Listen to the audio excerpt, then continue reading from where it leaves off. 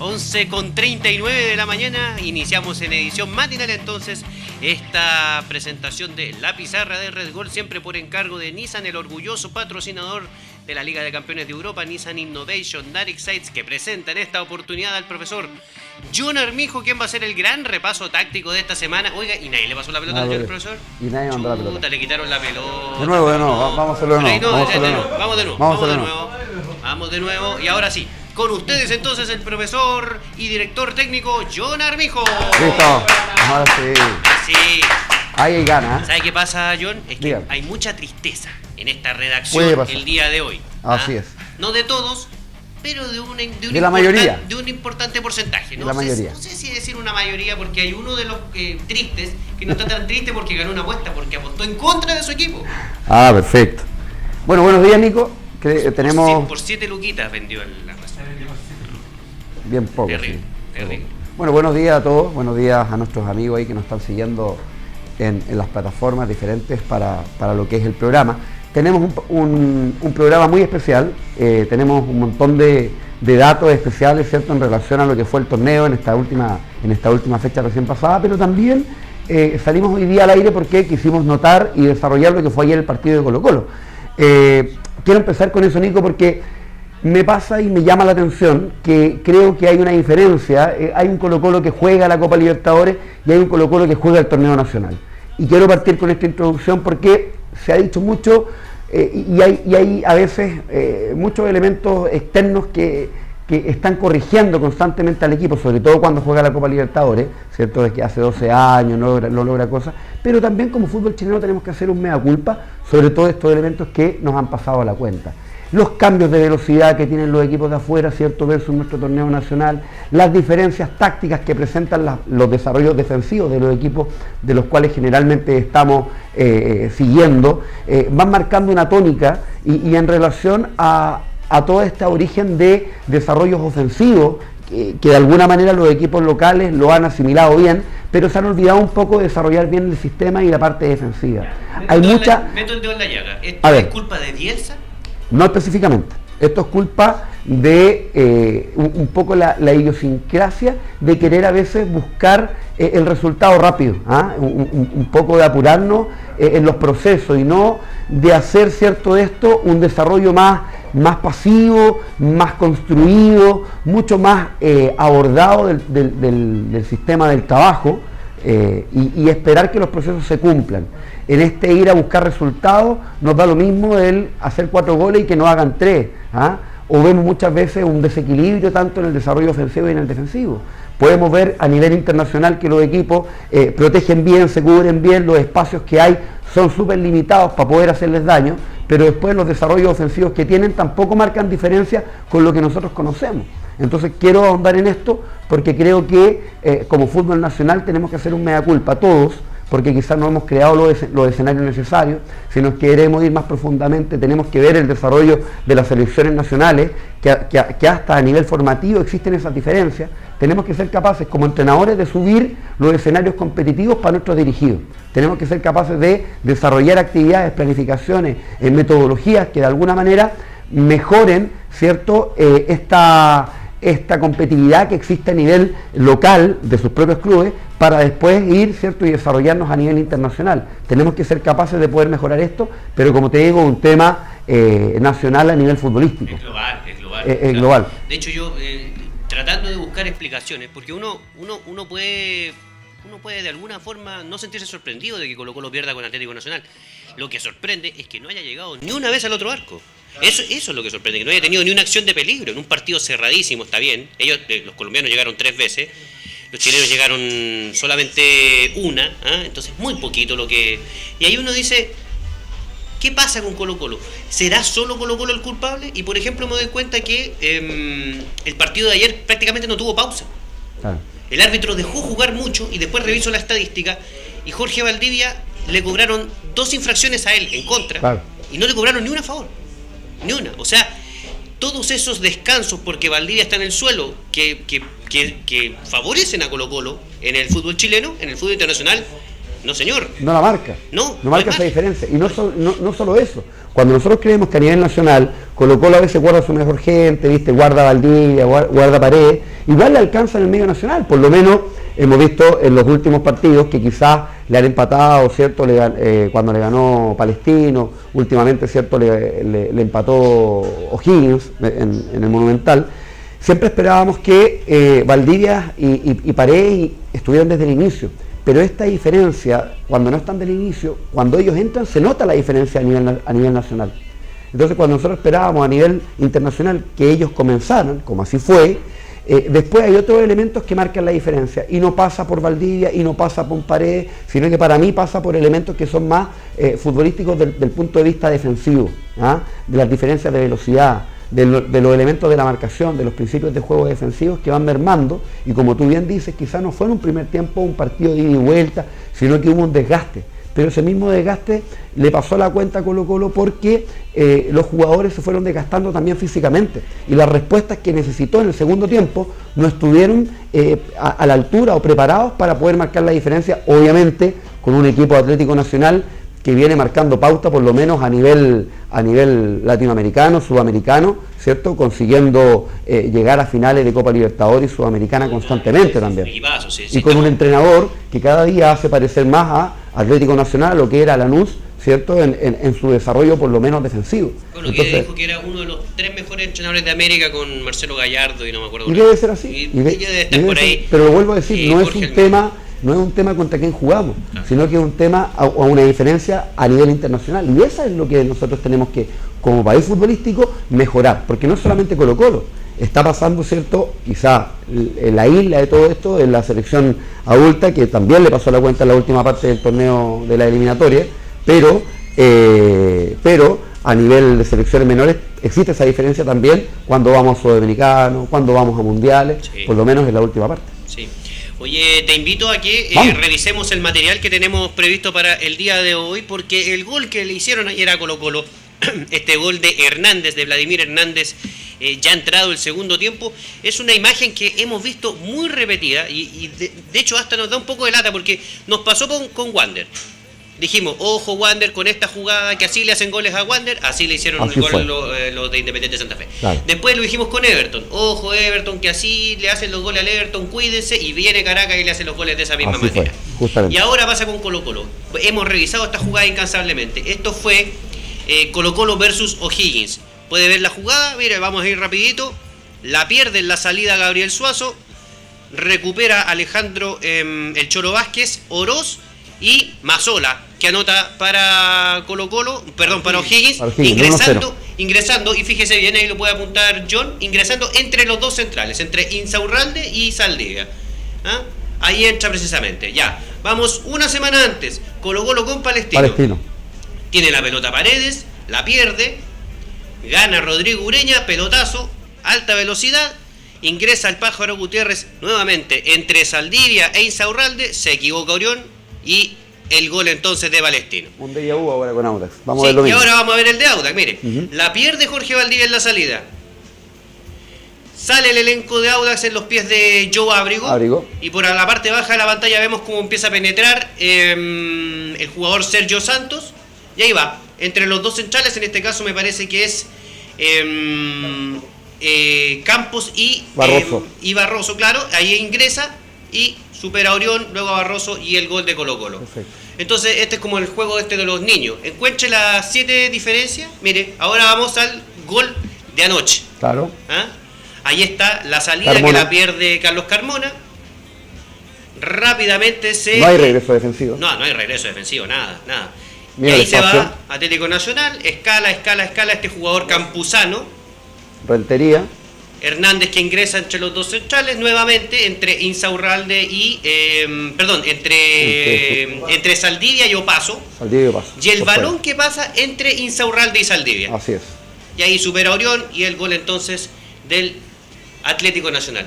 Claro. ¿Quiere explicar? ¿Vale la pena explicar esto? Vale la pena, Nico, porque se está repitiendo una conducta y aquí hay una configuración defensiva de la cual todavía, ¿cierto?, no se ha marcado un cambio de tendencia. Acá vemos sobre todo que en la línea de los volantes estamos perdiendo, Colo-Colo está perdiendo mucho balón y sobre todo en la línea defensiva, por lo menos en la salida de los laterales volantes. Al no tener línea de 4 y al tener línea de 3, inmediatamente quedan desprolijas y descubiertas las bandas. Por lo tanto, los jugadores cuando pierden tienen que tener la capacidad de inmediatamente achicar espacio. Ayer lo vimos con Atlético Nacional. Cada vez que perdían un balón, la línea de 4 parecía que era demasiado compacta, parecía línea de 3, siendo línea de 4. Por lo tanto, no había espacio, no cabía ni siquiera una aguja entre líneas en relación a sus jugadores. Pero ¿qué pasa con Colo-Colo? Que cuando gana Márquez la jugada con O'Higgins, en la recuperación los dos jugadores, los dos centrales abiertos, estaban demasiado externos a la jugada y muy lejos de este movimiento. Cuando pierde, claro, aquí lo vamos a ver, pierde con Márquez, ¿cierto? Y mira los dos centrales como quedan expuestos porque ellos estaban preparados y configurados para salir jugando, pero no para defender. Por lo tanto, en estos espacios van quedando porque los sorprende en una zona, ¿cierto?, en la cual tiene que tener seguridad, tiene que tener simpleza en el juego, tiene que tener amplitud, y lo pilla Colo-Colo saliendo. O sea, la línea de 3 muy buena para defender, pero muy mala como transición, y eso tenemos que entenderlo bastante bien. Pero ahí también hay una decisión, yo creo que más que una decisión que ensaye Pablo Guedes, también hay una decisión de los jugadores de entender que si juegan con línea de 3, no es para irse y no volver en zona de laterales, sobre todo en la zona yo creo que más que el irse y no volver es para no cometer errores, por lo menos en la salida. También, porque, la zona de seguridad. Porque el fútbol chileno te permite y te da los espacios para poder un poco tener esa circulación de balón y jugar a 2 toques. Pasa que a veces abusamos de la conducción, vemos jugadores que cuando tienen que jugar siempre hacen las cosas un poco más complejas, y en ese momento es cuando pierden ante equipos como Higgins, que si bien hizo la tarea, los presiona por lo menos en líneas ofensivas, y podemos ver que los equipos que le están presionando a Colo-Colo están recuperando sobre todo en zonas del medio campo, y como bien vemos en estas jugadas de Atlético Nacional, Carlos Carmona ni siquiera ocupa una posición porque Colo-Colo jugó con un volante defensivo. ¿Se entiende? Por lo menos en la primera parte, porque estuvo Carmona, estuvo Valdés y estuvo Valdivia. Y si bien habíamos visto que había habido una mejoría de Valdés y Valdivia, por lo tanto las transiciones a la defensa, hoy día al tener a Valdés, al tener a Carmona y al tener a Baeza cuando entra en esa función, o Berríos cuando entra en esa función, inmediatamente los dos volantes ofensivos van perdiendo esa característica. Lo que no se repite se pierde. De hecho, podemos ver en el inicio de la jugada que tanto Valdivia como Valdés están parados. Justamente. Están parados. Te invito a revisar esta jugada, pero con un análisis un poquito más profundo en lo que es el programa que tenemos. Vamos a verlo. Ahí Miguelito está con la tecnología, ¿no? Y por mientras le contamos que esta edición de la pizarra de Red Gol, como siempre, viene por encargo de Nissan, porque Nissan es Innovation That Excites. Nissan, quiero decir, el orgulloso patrocinador de la Liga de Campeones de Europa. Ahí está la animación del profe Jonah, está clarito ahí. Ahí está. Entonces ahí tenemos los jugadores que participan de la jugada, específicamente en la salida de Carmona, ¿cierto?, la que vamos a mostrar en la pérdida contra Campuzano. Entonces iniciamos la jugada específica, Carmona avanza en esta penetración que intenta hacer, pierde con Campuzano y queda, ¿cierto?, expuesto. Hay un descenso de Hernández, un descenso paso en relación al juego, y paramos la jugada acá. Inmediatamente intentamos, ¿cierto?, Colo-Colo recuperar ya tardíamente, intentó ingresar un poquito paso, intentó ingresar Suazo, pero inmediatamente los jugadores de Atlético Nacional empiezan a hacer recorrido para vulnerar, ¿cierto?, la parte defensiva. Y los jugadores de Colo-Colo, en este caso Saldivia y Insaurralde, como vamos a ver después quizás en lo que tiene Nico, están mirando específicamente el balón. Miran los dos jugadores la conducción que está haciendo Campuzano y dejan de ver, de hecho Rentería quedó hasta fuera de juego, y dejan de ver el movimiento que desde la zona de media o zona 2A hacia zona 3, ¿cierto?, zona 2B, lo que es, ¿cierto?, no visto por los centrales de Colo-Colo, y ahí es cuando se produce, ¿cierto?, el espacio que está bien marcado por el centro y por las bandas, y aquí viene el recorrido específico para que Hernández, ¿cierto?, gane la jugada, Orión sale, pierde espalda, y ahí se produce la jugada. Viajamos en el tiempo, nos vamos atrás y vamos a ver qué debería haber hecho Colo-Colo en la misma situación, ¿ya? Vamos a avanzar un poquito. Entonces, avanzamos en esta jugada, ¿cierto?, cuando la jugada la tiene Campuzano, desciende Hernández, y la jugada viene acá. En este movimiento, cuando se viene metiendo, Rentería ya estaba fuera de juego, no pasa nada, pero cuando se viene metiendo Hernández, o paso, porque aquí vemos un espacio que está marcado, ¿cierto?, en la zona de los volantes, en ese espacio que está delimitado en la zona de los volantes, o paso tendría que haber tomado la jugada, ¿cierto?, Hernández, y saldría del sobrado. ¿Por qué? Porque Insaurralde tendría que haber salido sobre el balón. y la línea de 3 lo hubiésemos marcado igual, pero con Opaso, Saldivia y Baeza en esa función. ¿Se va entendiendo un poco, no? Sí. ¿Nico? Sí, perfecto. ¿Queda clara? Eso es lo que debería haber pasado. Sí, si hubiésemos quedado en esa función y Insaurralde sale a romper hacia adelante, inmediatamente obliga al lateral volante, ¿cierto? En este caso Opaso, a meterse como línea de 3. O por último, hacer una línea defensiva más clara y más compacta.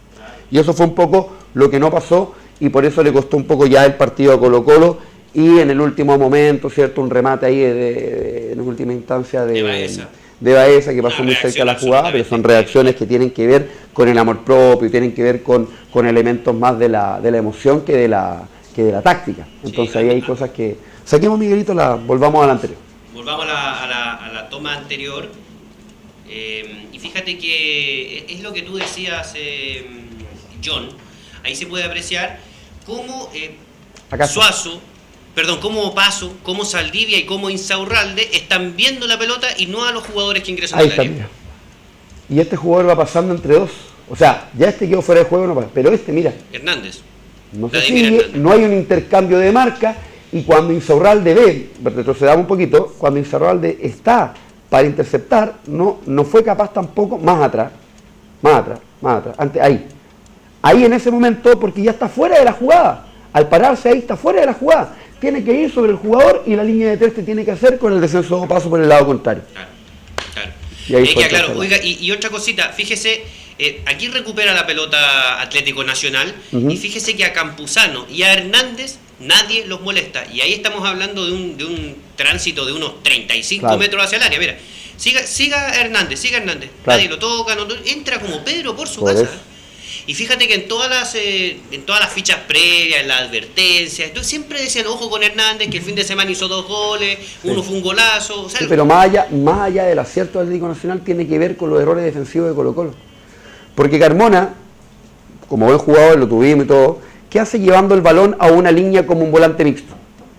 Cuando tiene que ocupar una zona defensiva por delante, un triángulo de seguridad, y lo hemos hablado. Los equipos que juegan con 3 atrás generalmente tienen que tener triángulo de seguridad con el volante que va por delante de ellos. Y ese... la semana pasada con David Pizarro y la U. Justamente. Cuando David Pizarro actúa como mixto, inmediatamente Lorenzo Reyes se mete en esa función. Pero queda un jugador siempre equilibrando la pérdida o la posible pérdida. Acá cuando pierde Carmona, tenía a Valdés y tenía a Valdía más arriba. Por lo tanto, no hay ningún jugador que pueda hacer el equilibrio defensivo y por eso que se crean estos demasiados espacios. Si Colo-Colo tiene acá a Baeza, por ejemplo, y Carmona pierde por delante, no pasa absolutamente nada.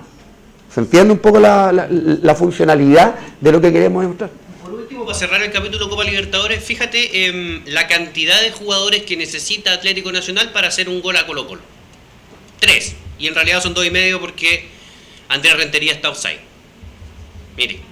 Claro, pero ahí vamos de nuevo. Y Colo-Colo en la misma acción tiene 1, 2, 3, 4, 5, 6, 7 jugadores. No, pero defensivamente Nico tiene 4 jugadores que están preparados. Lo que pasa es que están mal posicionados, están mal ubicados. Miren la línea y por delante no va ninguno. Y no solamente eso, al salir uno inmediatamente tiene que estar tomando por detrás. ¿Qué dijimos de la marcación estricta dentro del área? O sea, es un principio de juego que lo seguimos viendo en forma errada en todas nuestras competencias, o en la mayoría de nuestras competencias a nivel nacional y sobre todo en el plano internacional, porque los jugadores afuera, dentro del área, todos tienen marca.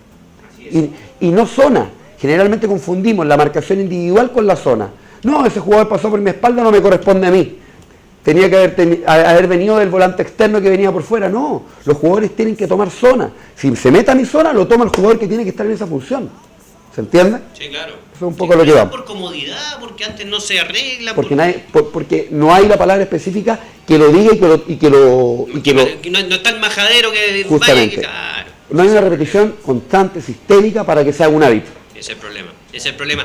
Oiga, bueno, estamos nuevamente en esta edición de la pizarra de Red Gol, recordando esta derrota de Colo-Colo el día de ayer y un poquito comparándola con los partidos anteriores. Hay algunos comentarios. Hugo Huechucoy Oyarzún, buen análisis de la jugada del partido, pero Insaurralde no viene jugando con el equipo y eso de las coberturas se adquiere con práctica y un tiempo jugando juntos. No hay entendimiento en la última línea de Colo-Colo. Claudio Álvarez dice, faltó coordinación entre Saldivia e Insaurralde. Nos pide un saludo Ernesto Patricio Sánchez, le mandamos un saludo. Y Claudio Álvarez dice, muy buen análisis los que están comentando hasta ahora en la pizarra de Red Gol. ¿Sí? Tienen razón, los Insaurralde que llegó hace poquito al equipo, pero hay condicionamientos propios, hay características propias desde sus orígenes. Insaurralde es un jugadorazo y jugó en diferentes clubes. Y de alguna manera son elementos que no tienen que ser recalcados, ¿se entiende?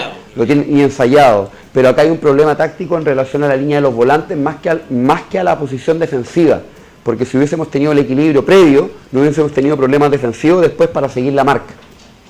Ahí está. Entonces el análisis de John Armijo para esta derrota de Colo-Colo con vicios un poquito reiterados. Vamos a ir con algo que es más variopinto, ¿eh? No es puramente táctico, pero es bien curioso de ver y lo queríamos estudiar con el profesor John Armijo. Este es el entorno del partido. Curicó caía por 1-4, 4-1 frente a Unión Española y con 10 jugadores estaba Curicó en la cancha. Habían expulsado a Nelson Rebolledo en la primera fracción y quedaban 10 minutos de partido, ¿eh? No quedaba nada. Mira, ahí está el reloj. Partidazo en este momento. Aranguis, Tobías Figueroa. Lo había sacado. Sí, pero te digo, en la estructura que había tenido Unión Española, muy superior a lo que fue Curicó, ¿cierto? Curicó se perdió 2 o 3 situaciones, pero Unión Española claramente tuvo el control del partido, fue pragmático como lo habíamos visto, hizo daño en los momentos justos, hasta el minuto 85. Claro, tuvo la fortuna también de un gol a los 16 segundos que cambia el panorama para cualquier entrenador. Bueno, ahí se lesiona la expulsión de Rebolledo. Claro. Bueno, ahí se lesiona Ramiro Carrera, este veloz puntero del cuadro hispano. ¿Ah? La patada del patado. No es un roce bien duro con Diego Díaz, que es un tipo que raspa. Un poquito más de un roce. ¿Ah? Un poquito más de un roce. Pero raspa Diego Díaz. Es bravo. ¿Ah? Y ahí está Martín Palermo, quien es el hombre de la polémica. ¿Por qué? Porque Ramiro Carrera dice, quiero entrar a la cancha. Claro. Y Palermo le dice, ¿para qué va a entrar si vamos ganando 4-1? Y quedan 5 minutos. Pero se lo dice tan fuerte que escucharon todos, escuchamos aquí en Santiago, escucharon en Curicó. Lo dice al lado de un micrófono. Lo dice al lado de un micrófono, de hecho. Sí. Y bueno, el jugador, claro, lo manda a la banca, dice, no, vos no jugás. Ahí. Se fue a sentar a la banca con cara de pocos amigos, amurrado. Cuento corto, quedaban 5 minutos y Curicó empató 4-4. Claro. ¿Qué te parece, yo? Bueno, como queremos tomar este caso, cuando los jugadores en sí, o los cuerpos técnicos en sí, de alguna manera menosprecian quizás lo que está pasando en cancha y existe, no quiero decir de Palermo una soberbia, pero sí hay como un dejo, una pequeña sobra en relación a lo que acontecía, y claramente tampoco es descabellado considerarlo y pensarlo uno como entrenador, que cuando va ganando 4-1, ¿para qué exponer a un jugador dentro del campo? Pero a veces los jugadores contrarios, sobre todo, toman esta soberbia quizás amplificada. Yo creo que el jugador que va perdiendo 1-4 trata de agarrarse de lo que sea para ir a buscar. En ese minuto los jugadores de Curicó solamente querían que terminara el partido, por cómo se estaban dando las cosas. Pasa que después de esta polémica que se genera, inmediatamente después de una jugada creo que viene el 4-2. Sí, de Ricardo Blanco. Inmediatamente. Y empezó a jugar de manera directa a Curicó y a tirar pelotazos rápidos, ¿cierto? Del desarrollo, ¿cierto?, de la línea de los volantes de Tato Silva a la zona ofensiva, ¿cierto?, de Curicó, y empezó a ganar. Y es el clásico ida y vuelta de un partido con 2 equipos con 10 jugadores. Uno dice, cuando dicen que el fútbol, para que sea más entretenido, tiene que jugarse con 10 por lado, yo creo que alguien debe tener razón, porque claro, es más desordenado. En algún lugar falta alguno y eso lo es más impredecible, claro. Y eso justamente pasó. Claro, y claramente, y los jugadores de Curicó vieron esto, el cuerpo técnico lo desarrolló y empezaron poco a poco. Yo vuelvo a decir que el gol es un bálsamo, porque inmediatamente vemos jugadores que cognitivamente están desgastados, pero en la medida que iban haciendo los descuentos, el 4-1, el 4-2, el 4-3, inmediatamente parecía como que estaban comenzando el partido y empezaron a correr. Gabriel Vargas parecía cuando debutó. De 15. Sí. Entonces empezaron corriendo mucho más los jugadores de Curicó a cómo comenzaron, terminaron corriendo mucho más. Curiosa la escena, pero entonces esta de... Es bueno este elemento. Y saber que a pesar de ir perdiendo 4-1, el partido se termina cuando termina. ¿Ah? O sea, las oportunidades van a generarse hasta en los descuentos. Por eso hay que seguir luchando hasta el final. Bueno, Palermo dijo que nunca le haya pasado ni como jugador ni como entrenador. Difícil que le haya pasado jugando en Argentina, donde se sabe al revés y al derecho. ¿Ah? Así es. O sea, a ver, si Diego Sánchez hubiese sido argentino, en el 4-2 se queda fingiendo una lesión y hasta que se acabó el partido. Claro. O si los jugadores hubiesen tenido un desarrollo más táctico, hacen 2 líneas de 5 prácticamente. Bueno, entiendo yo que Martín Palermo pidió esa línea de 5. Claro. Y que no fue compacta. Y que en la cancha eso no se graficó. Claro, porque si revisamos después los descuentos de Curicó, siempre cuando dividía el central con el delantero de Curicó, siempre quedaba el espacio para que ganara la segunda pelota, la tercera, siempre la ganaba el delantero, la línea ofensiva de Curicó en esta situación. Por lo tanto, si hubiésemos tenido 2 líneas compactas del equipo de Unión Española, te aseguro que la segunda pelota lo hubiese generado y lo hubiese ganado el equipo de Unión. Así es. Oiga, Diego Renato Blanco dice: saludos, buen análisis del profe Armijo, nos vemos el fin de semana con el fútbol joven. Un hincha de la periodista Diego Renato, que cubre todo lo que hay allá en la provincia, a O'Higgins, y nos está acompañando ahí constantemente. Así que sí, un saludo para Diego. Sí, y un saludo para toda la gente de O'Higgins después de lo que les pasó ayer, mamita. Bueno. Ay, pero bueno, los amigos de lo ajeno, siempre pasa. Bueno, a Red Bull le ha pasado un par de veces, para que vamos a recordar. Estamos por encargo de Nissan Innovation Direct Sites, y nos vamos con la última patita de esta pizarra de Red Bull, ahora con el partido entre Universidad de Chile y el elenco de Deportes Temuco, partido que estuvo de verdad bien apretadito, y de esos partidos que uno al final del campeonato dice: mira qué bueno que ganamos este partido, porque uno dice, con estos son los partidos que uno dice estaba 0-0, claro. Estaba para 0-0, y saca una diferencia que me parece que en la cancha no fue tan sustancial como en el marcador, el elenco de Ángel Guillermo Hoyos. Primero te quiero mostrar una escena que me gustó mucho a mí, la quise retratar, porque uno dice: el balón detenido, se trabaja, no se trabaja, es entretenido, le gusta al jugador, no le gusta al jugador, pero esta jugada de verdad está muy entretenida. A ver, yo te la mostré antes, pues échala tú ahora. A ver, hay tiro libre para el elenco de Puerto Montt, claro. De Temuco, claro.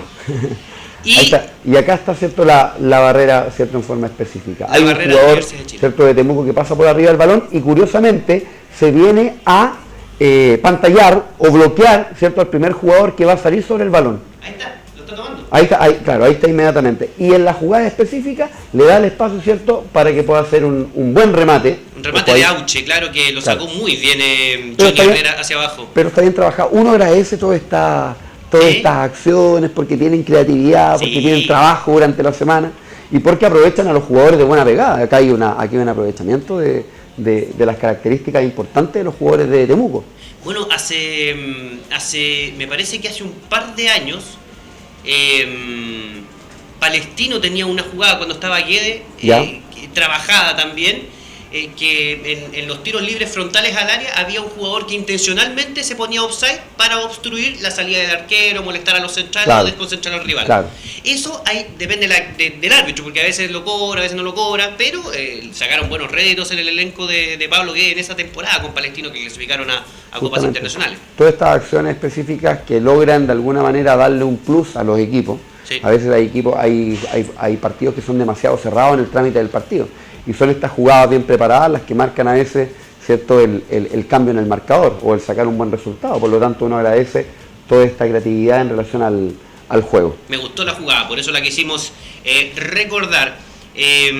Vamos a ver ahora el gol de Universidad de Chile, que también tiene mucho de destacable. Primero porque aparece Alejandro Contreras a lo largo de toda la cancha. Alejandro Contreras no era el jugador titular, recordemos, se lesionó Matías Rodríguez, luego en el partido se lesiona Frank Schulz y él ingresa como lateral volante. Volante externo. Claro, pese a que había jugado como defensor central, tiene ante la emergencia Hoyos tirarlo como lateral volante y rindió, al menos en esta jugada, bastante bien. Vemos que el lateral lo ejecuta Cristian Vilches, las salidas de Alejandro Contreras, toca con David Pizarro, el cambio de juego para Jan Bosellur por el sector izquierdo, se abre Mauricio Pinilla para hacer alternativa de pase, toca Bosellur, el centro de Pinilla y aparece en el segundo palo el mismo Alejandro Contreras. Vamos hacia atrás y lo analizamos específicamente. Lo valorable de toda la jugada es que la jugada específicamente parte en los pies de Alejandro Contreras. Entonces el recorrido que tiene que realizar 70 metros para poder llegar al arco y más allá incluso. en el movimiento que hace Alejandro Contreras, viene tomado, ¿cierto?, por el jugador Auche, creo que es, ¿o no? Sí. ¿Explico? Auche. Y generalmente a los volantes externos lo tiene que tomar o el volante externo o el extremo que está por ese sector. Entonces Auche lo lleva bien, pero en el último momento de la jugada suelta la marca. Entonces cuando tiene que ir intuyendo, ¿cierto?, que viene el centro desde el costado contrario, el jugador que tiene que estar tomando marca es el jugador que llega con él, porque generalmente los centrales en esa posición están más preocupados del balón que va y no de la marca específicamente. Hay una doble funcionalidad. Aquí uno de estos dos, Riquero, ¿cierto?, o Casanova, tendrían que haber tomado, ¿cierto?, al jugador que iba por delante. Este jugador se igualó con Soteldo y el que viene por detrás podría haber salido un poco para anticipar la jugada, pero este tendría que haber obstaculizado que esta pelota o interceptación en relación a la pelota que fue, ¿cierto?, bien tomada por Alejandro Contreras. Me recuerda un gol que nos hizo Argentina en el Mundial, Di María, cuando le pasa por arriba a Nicolás Rondo y define de primera, ¿se acuerda? Sí, sí. Vino por el otro lado. Sí. Por el otro lado, pero tiene elementos muy similares. Justamente. En esa Copa del Mundo. Así Oye, y en este caso además pierde la posibilidad incluso de desestabilizar a Alejandro Contreras, solo por dejarlo correr. Porque si en un momento, le mete un poquito de cuerpo, lo desestabiliza, ya no va a llegar al otro arco y se soluciona. Y si se coloca muy cercano a la jugada, tampoco Alejandro Contreras se va a barrer. Claro. Podría haber hecho el duelo ofensivo o juego aéreo en esta función, pero no barriéndose, solamente por haber estado cerca de la marca. Ahora, entonces, ojo ahí, tirón de oreja. Lo bueno de esto también es la intuición, ¿eh? Porque muchas veces hay jugadores que uno dice no se la creen, ¿eh? Pero en este caso, y según lo que comentó Ángel Guillermo Hoyos después del partido, él le dijo a Alejandro Contreras, tú vas a echar y vas a hacer un gol. Bueno. Y parece que el hombre estaba, pero con todo pero motivado. Si Alejandro Contreras, siendo central, cumple esa función y la hace bien, no es al azar, Nico. Ahí hay un trabajo. Y si lo colocó en esa función fue porque rindió también. Claro. Entonces vamos a ver a Alejandro Contreras, no solamente ahora sube sus puntos, porque no solamente lo vamos a ver bien de central, ahora sabemos que puede cumplir otro rol dentro de la cancha y lo hace bastante bien. Está bueno entonces el análisis del profe Armijo para el partido que ganó Universidad de Chile por 1-0 a Deportes Temuco el fin de semana pasado, y esto le permitió a los azules quedar en el segundo lugar de la tabla de posiciones del torneo Campeonato Nacional. Estamos conflictos allá. Oiga, ¿te parece que revisemos un poquito de cómo va a estar el campeonato este próximo fin de semana? Hay harta actividad, va a ser en 4 días. El campeonato se va a jugar entre viernes y el día lunes comenzará entonces el viernes con el clásico de Colores entre Palestino y Audax, ¿eh? Un partido bien peleado en la previa, y ese mismo día Colo-Colo ante Huachipato. No, está vano esto, ¿no? No jugamos contra Huachipato, no juega el Colo con Huachipato, ¿no? Sí, se juega con Huachipato. Pero el viernes... El sábado. El sábado, ¿ves? El sábado. Ah, no, ahí está. Sí, está bien. Estamos leyendo mal ya. Entonces, Everton San Luis. Ahí está los dos hacia acá. Ah, mire. Sí. Colo-Colo Huachipato el sábado. Claro. Unión Española, Universidad de Concepción el sábado también. Confirmaron a Pancho Bozán, lo que puede significar cualquier cosa a esta altura. El ratificarlo es peligroso. Sí. Deportes Iquique, que tiene nuevo técnico, Miguel Augusto Rifo, le deseamos éxito. Debuta frente a Beñat. A Beñat San José. Upa. Sí. ¿Se cumplirá la frase típica? Entrenador que debuta... ¿Gana? No pierde. No pierde. Entrenador que debuta no pierde. No es menor, enfrentando a una Católica que ha ganado todos los puntos, ¿cierto? Y que se ha adaptado bastante bien a los diferentes partidos que ha jugado. Con esta situación de que hace 5 cambios por partido en San José con rotaciones, una cosa que todos se quejan por las rotaciones, pero el equipo camina. Funciona. Claro. Y Universidad de Chile con Antofagasta cerrando entonces esta jornada dominical, y el lunes Calera Curicó en Quillota y O'Higgins Deportes Temuco, el imparable O'Higgins ya a esta altura, Deportes Temuco en el Estadio del Teniente de Rancagua. Está buena la fecha. Bueno, último partido O'Higgins, me gustó como el funcionamiento que tuvo con Colo-Colo. Sí. Y en general individualmente hubo jugadores que estuvieron muy bien. Bueno, en la semana también vimos un ensayo, un video que había de presión en 3/4 que hacían en el Teniente de Rancagua. No lo podemos mostrar acá. Lo hacían en el monasterio. ¿En el monasterio? Claro. Dijimos el Teniente. Dijo el Teniente. El monasterio. Ahí hacían presión, y de esa misma presión que vimos en la cancha, lo pueden revisar aquí en el gol, ahí salió precisamente el gol que hizo la escuadra de O'Higgins a Colo-Colo. Bueno, y harta noticia la pueden revisar aquí en Red Gol, que Ryan Giggs pide paciencia con Alexis, que Gary Neville, exjugador del Manchester United, dice que la única superestrella es De Gea, que Alexis no. Bueno, le sacamos presión también, veámosla por el lado positivo. Es su opinión. Desde acá le decimos que de ese Manchester United en el que jugaba él no era una estrella. Pero igual ganó títulos. Dejémoslo que se sorprenda. ¿Ah? Dejémoslo que se sorprenda. Sí, mejor que se sorprenda, claro. Gary. ¿Ah? Recordemos que después fue al Valencia, Gary Neville, y le fue como las tristes. Bueno, Pero ¿para qué vamos a seguir en...? No, así es. no es la idea. ¿Ah? También pueden revisar al Coto Sierra, que le ofrecieron un cerro de plata para irse a Emiratos Árabes, pero parece que se va a quedar en Arabia Saudita. La está puro quemando, el Coto Sierra allá. Y también obviamente toda la trastienda del partido entre Colo Colo y Atlético Nacional, como por ejemplo las críticas de Bartichotto a Pablo Guedes. Dice: si escucho su conferencia sin ver el partido, salgo a festejar porque ganó Colo Colo. Creo que está pasando mucho. Y curiosamente ayer tuvimos 2 conferencias de prensa de entrenadores muy distintas. Primero la de Rueda, que fue con la verdad al frente y la crítica, y le dijeron de todo, no importa. Puede haber mandado en capilla puede haber dicho quizás una cosita de más sobre algunos jugadores, sobre Vidal, sobre Claudio Bravo, pero me parece que en este nuevo estilo que intenta imponer, tiene que ver también con la transparencia, con ir al frente, y me gustó mucho la palabra a mí de Renato Rueda. Ojalá entre bien en esta selección chilena, que el 24 y el 27 de marzo va a tener sus primeros compromisos amistosos en la era Rueda. Así es. ¿Nos despedimos?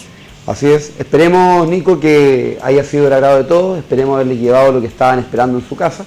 Y la próxima semana, como bien mostramos acá, vamos a tener mucho más desarrollo de nuestra competencia. Vamos a ver la última fecha, que está bien interesante, con partidos muy buenos, el Clásico de Colonia y todo. Y también vamos a tener competencias internacionales. Así que esperemos que la próxima semana podamos llevarle todo esto para que aprendamos en conjunto. Sí. Un abrazo y nos vemos la próxima semana. La próxima semana. Hasta entonces. Chao, John. Chao.